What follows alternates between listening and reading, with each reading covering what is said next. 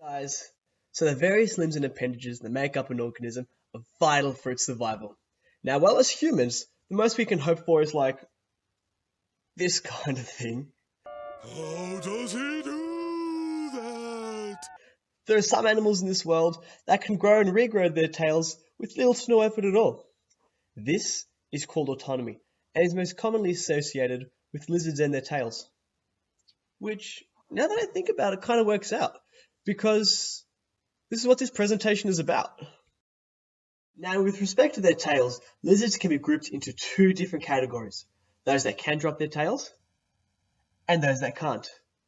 And while we do know which lizards can and can't drop their tails, and we even kind of have an idea of how they're able to drop their tail, when it comes to their evolutionary history, we're a little bit unsure.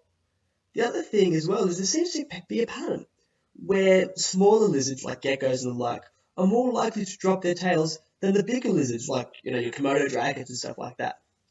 So what I want to do is create phylogeny so that we can establish the evolutionary history of autonomy in lizards and piece together where in history this occurred, and then establish whether there's a link between body size and autonomy.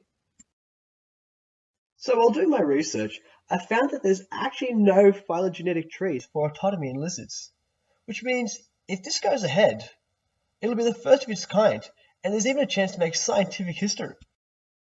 The research also doesn't give a mechanism as to how autonomy occurred in the first place. Therefore, it's kind of hard to judge what the mechanism driving tail dropping is. Was it predation? Was it the environment? We don't know.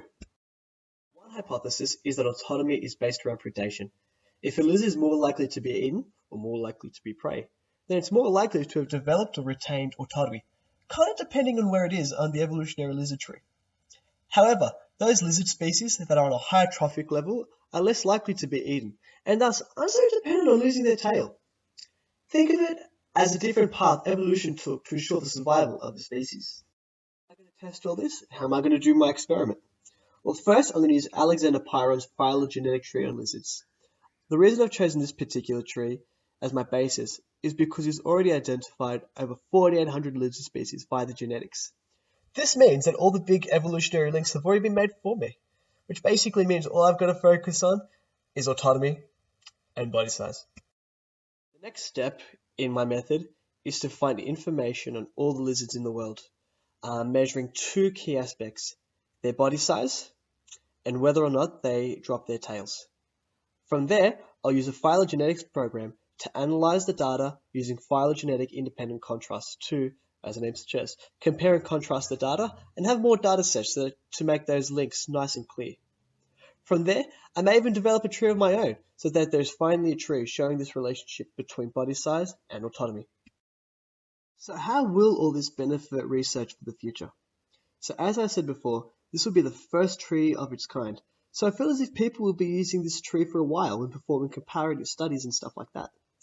Also, since there are other animals, like spiders and such, that also use autonomy, we can see if the same pattern holds true in terms of body size and autonomy, or whether it's just a thing that lizards go through.